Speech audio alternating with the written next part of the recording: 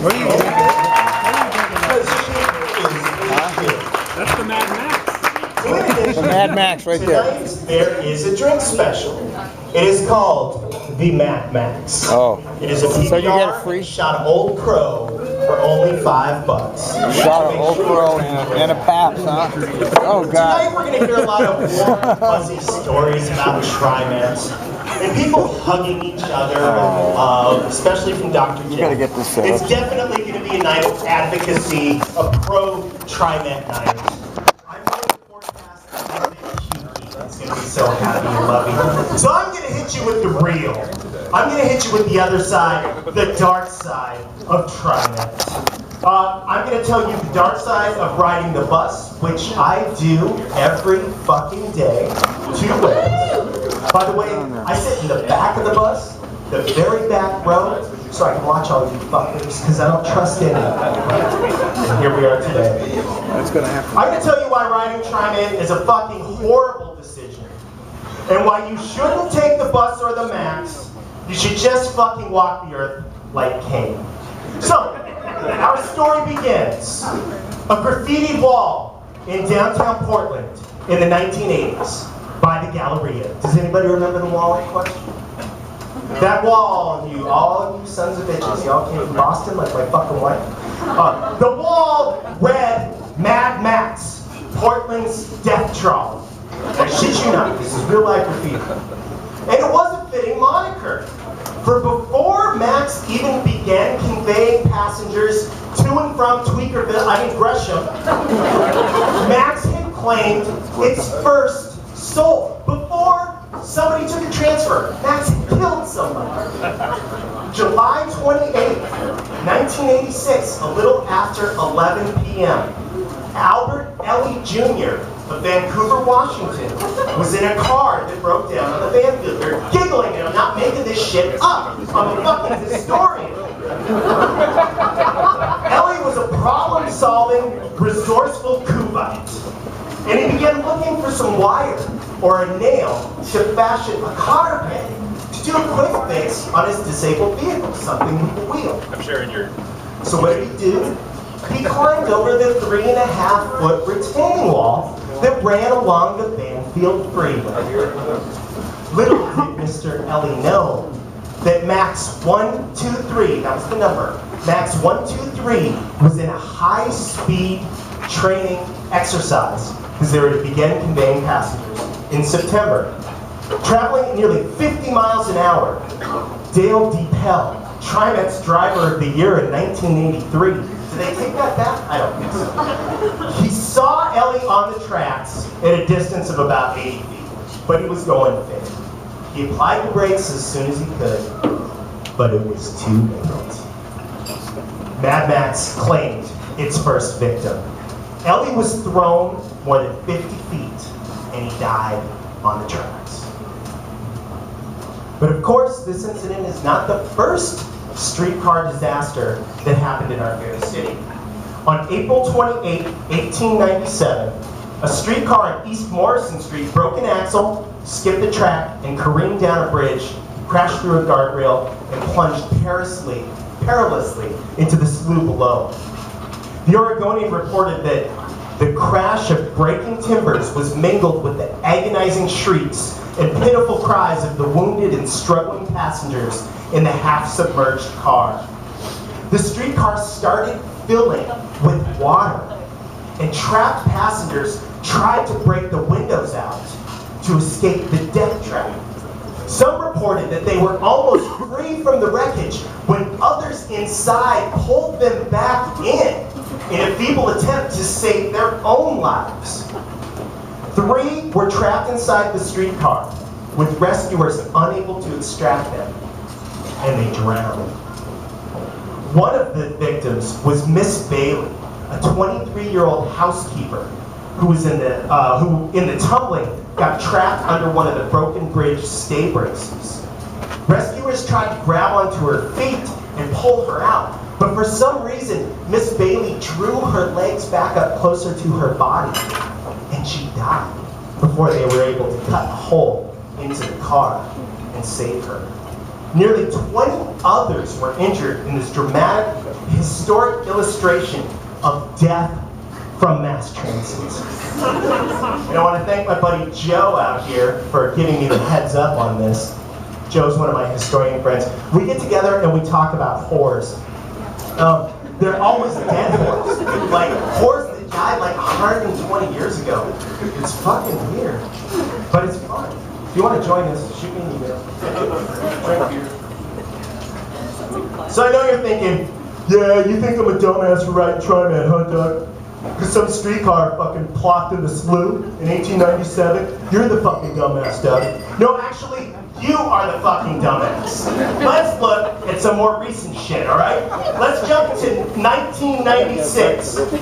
I quote, people started running towards the front of the bus, screaming, open the doors, and then, pow, there was a shot.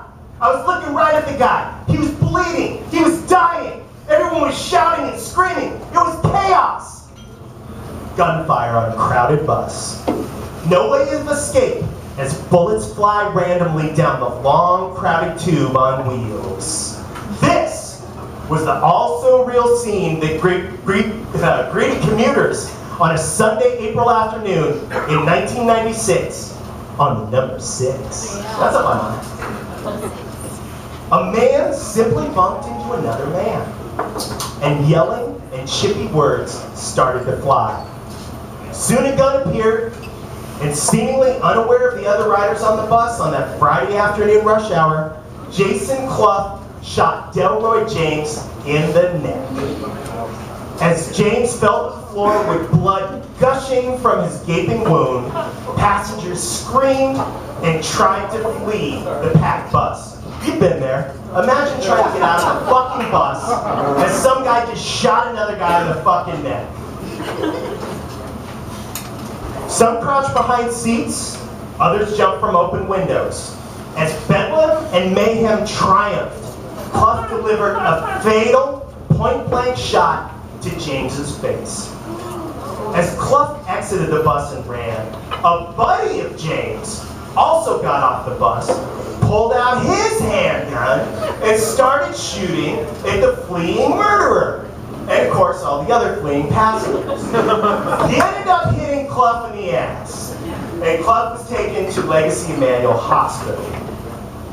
But this is only the first shooting that resulted in a death on the TriMet bus. That's right, only the first. The second was a year later, in 1997, in August, on the number 4, another bus I ride towards my house, causing the bus to crash into a North Portland utility pole. And this is my favorite, because I live up in North Portland, and I get down like this too. See, the bus crashed into the utility pole, and for the sake of discussion, there were 20 people on the bus. While the TriMet inspectors and everybody else started coming by to see what was going on, all of a sudden there's 40 passengers that were on the bus. Bystanders had kind of seen it go down, and they just kind of stood around waiting for the TriMet checks. I'd be there too.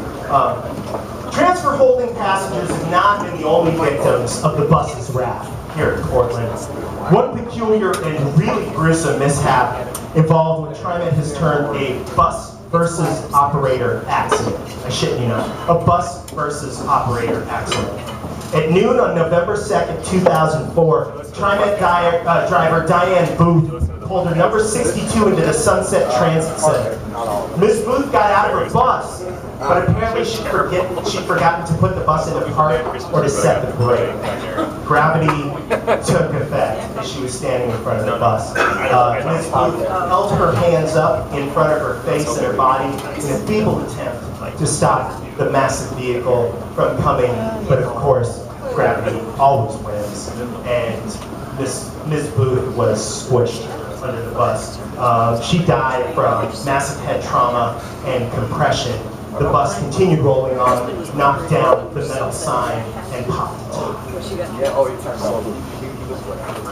So to summarize why I think you are a dumbass to ride the bus of the next, I'm going to read to you my historian piece from the conclusion of our podcast. Thank you. I ride the bus every day. Every fucking day. to and from my real job in downtown Portland.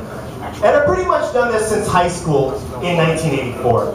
Every fucking day. And to be honest, I haven't really seen too much activity to make me feel unsafe. I have seen some serious douchebaggery and have been appalled at the behaviors of many of my fellow passengers, with the exception of some asswipe attempting to light some guy's hair on fire with his fucking Bic lighter. I haven't seen too much to make me fear for the safety of my peer passengers. No guns, no knives, and not too much drunken male aggression.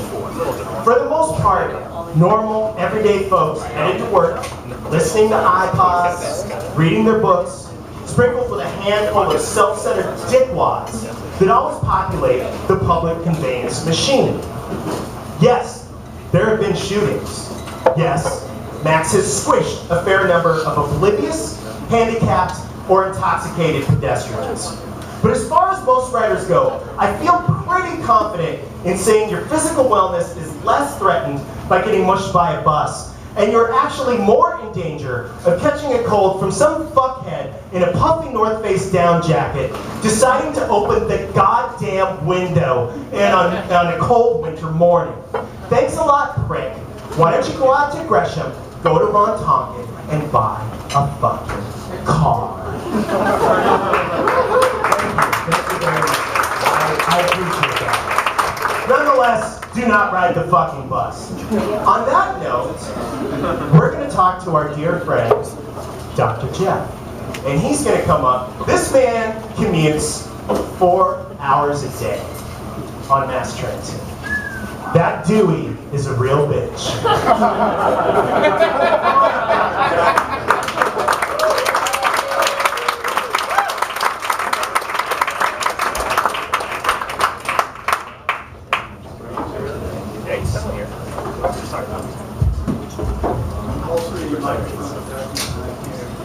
It's kind of like following Hulk Hogan with John Deere.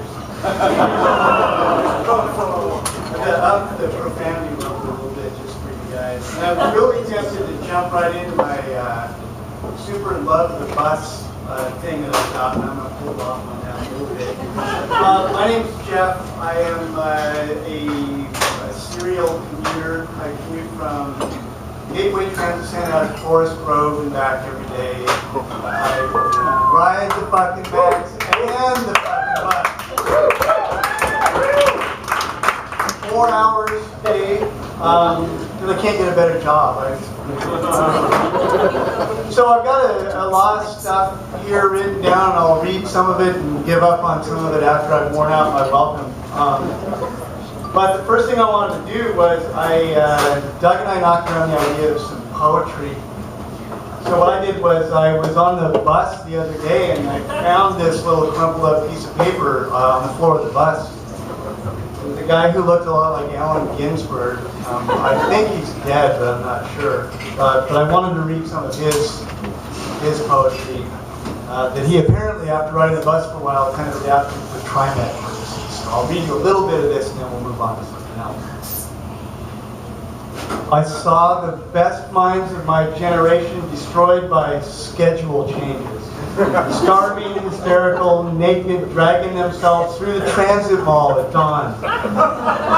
Looking for a hipster on a fixie or the number 51 bus. Anything to get home and away from the ancient diesel 15, the starry dynamo, and the rarely maintained machinery of TriMet at night. Through poverty and tatters and hollow-eyed and high, stood in line at Pioneer fucking Square, no longer fareless and accosted by street kids needing 3-zone holographic tickets in the supernatural darkness of pre-dawn daylight savings time. Their transit operators holed up in Coldwater Flats, or maybe a nice 2-bedroom in Gresham, a soft swing from the Juggalo haven of the gaslit Gateway Transit Center, who bared their brains and probably some guts poorly sheathed in inappropriate East County tank tops under the Max overpass. and saw McFarland's budget angel staggering to the finish line after what felt like 400 ill-attended community meetings, one bare light bulb illuminating 7-Eleven donuts, and a stunning lack of new ideas. Short of a survey-fueled plan to just cut the fuck out of everything. Savants expelled from academies of knowledge to rain terror on mid-level transit functionaries, burning their monies in the wastebasket and waking nightmare of a gigantic bridge over Interstate 5.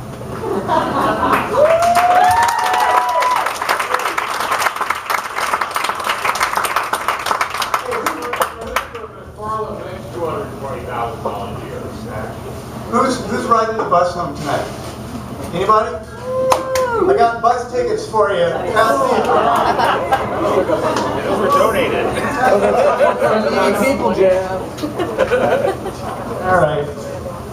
Bribe the audience. That's what I learned a long time ago. So, I don't know how many of you ride the Max much, but I've been known on my Twitter feed, Dr._Jeff, Twitter, DOCTOR_Jeff. Just short of 700 followers. I need more followers to tell all your friends. I occasionally gripe about the Type 4 Max. The Type 4 is the streamlined Max, the Max of the future. Or of the past. I was on the Max a while ago, and I penned a little goodbye note to the Type 4 breakup letter, if you will. So if it's okay with you, I'll read that right now. Dear Type 4, I'm guessing that you know why I'm writing this. You can't be so out of touch as to have missed the signs. My petulant whining each time we got together, the chorus of complaints from your other writers. I know you've been paying attention. The simple fact, Type 4, is that you and I were never meant to be. Unlike your comfortable predecessors, you're a rolling body cramp, an affront to basic human needs.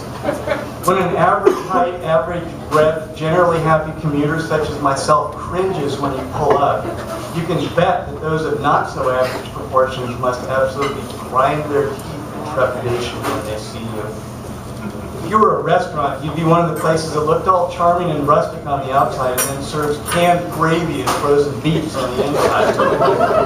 When I was in my early 20s, I managed a fast food place for a while. One of the restaurant supply catalogs classified their chairs by the number of minutes in which one could sit comfortably in that chair, before they had to get up and leave. Fast food restaurants obviously went for the 10-minute chairs or so. You, Type 4, are the 5-minute chair of the transit system. Alas, my encounters with you last far longer than that. There have been times, Type 4, that I've waited for a substantial amount of time for my train, only to find your streamlined presence fast approaching. And there have been times, I'll confess, that I've let you and your stupidly named parlor and your too high seats and your cramped dungeon-like front row of pinch seating and your scary old lady killing ramp step up just go on without me. The mark of true hatred on transit line is when someone will pass you up and continue to wait for the next one. I commute for 4 fucking hours a day, and I let that train go by. Do you hear me talking to you, Type 4? Do you hear the icy chill of rejection in my voice? They say there's someone out there for everyone, Type 4. Could it be that in some faraway land there lives an undiscovered race of oddly shaped, tiny, asymmetrical commuters with a penchant for cramped conditions and ill-conceived design? Let's hope so. For if that's the case, perhaps they'll draw up a tiny, cramped petition that convinces the powers that be to ship you to that land on the next possible freighter. And Type 4, I hope that when that happens, if it does, your trip is the most horribly fucking uncomfortable voyage imaginable.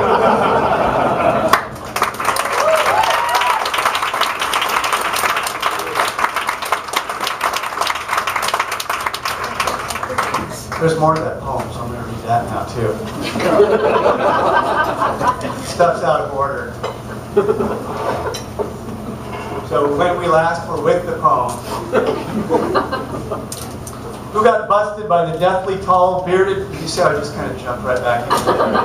It's not easy to do. Who got busted by the deathly tall, bearded... Have you seen that guy? Who rides the maps? Have you seen that guy who's like 8 feet tall, the fair inspector?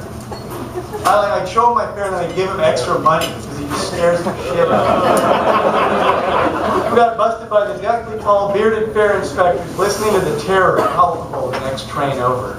Trapped between Geldwin and Goose Hollow. Streets of shuddering cloud and lightning in the mind. Leaping a sleeping homeless dude curled up against the accordion midsection of Max. Spilling under the motionless world of time in between. Except when the news cameras are on and healthcare for operators becomes less of an issue in a roaring winter demonstration of riding tea-head miscreants to new sources of income removed from turpentine drinking kings of light and evasion. I don't even know what the fuck that means. Sounded kind of cool. Who chained themselves to Facebook and Twitter, impotent ashcan rantings. That's about me, that first one. Impotent ashcan rantings sunk all night in the submarine light of 17, riding their privilege, phones lit blue as they rally their followers with hashtag tweets of the stale beer midnight to the original pancake house. Transfer expired, listening to the crack of doom on the hydrogen jukebox, mindless of the $17 million shortfall when compared to the drain of brilliance and the sheer inability to raise $2 to get the fuck home.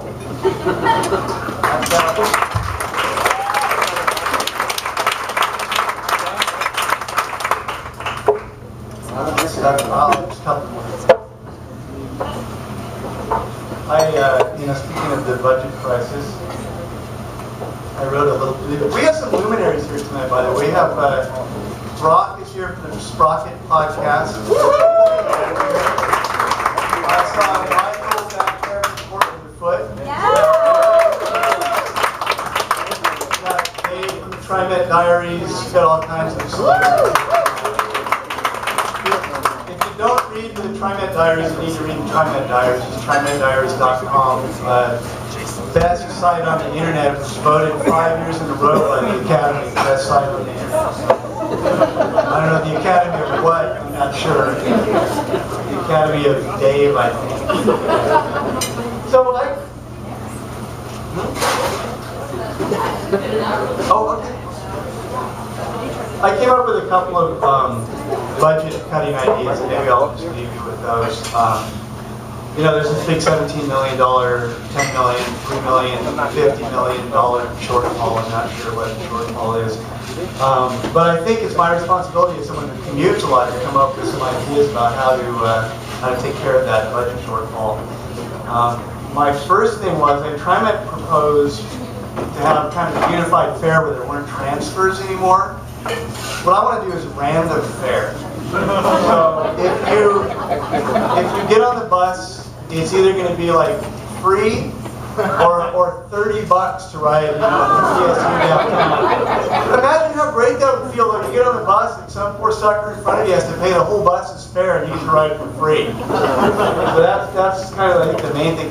The other thing is, the poetry they have up in the buses? They should make those fuckers pay for the poetry up there. I want to get paid to read that shit. I don't want to read that poetry anymore. My shoe under the couch. Lost my shoe.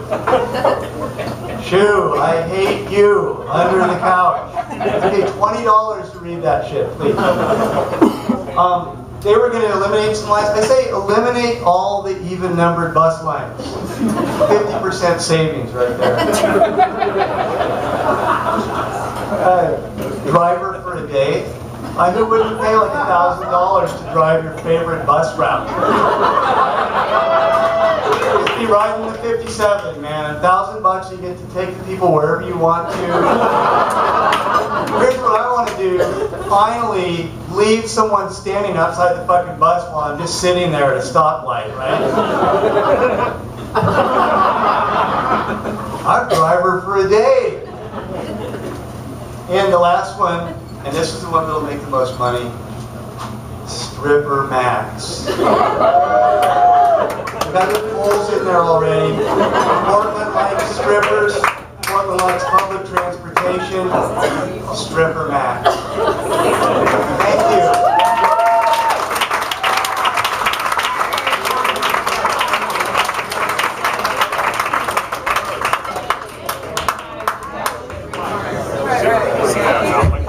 And the fun has just begun.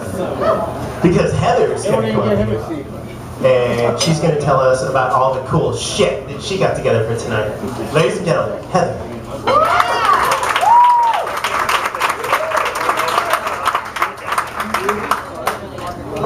No. Oregon history. Or history.com. Yeah.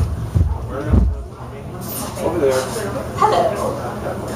My name is Heather. I bust those people with aggression. Thank you. I write a blog called Mile 73. Please hold your applause. I'm also married to Dave of Dave Knows and of TriMet Diaries. And so he would rather be drawn and quartered than come up in front of a bunch of people and talk about anything. So I just wanted, before I tell my story, to talk about TriMet Diaries a little bit. It was an idea that Dave had in a flash of inspiration. One of those things, basically plagiarized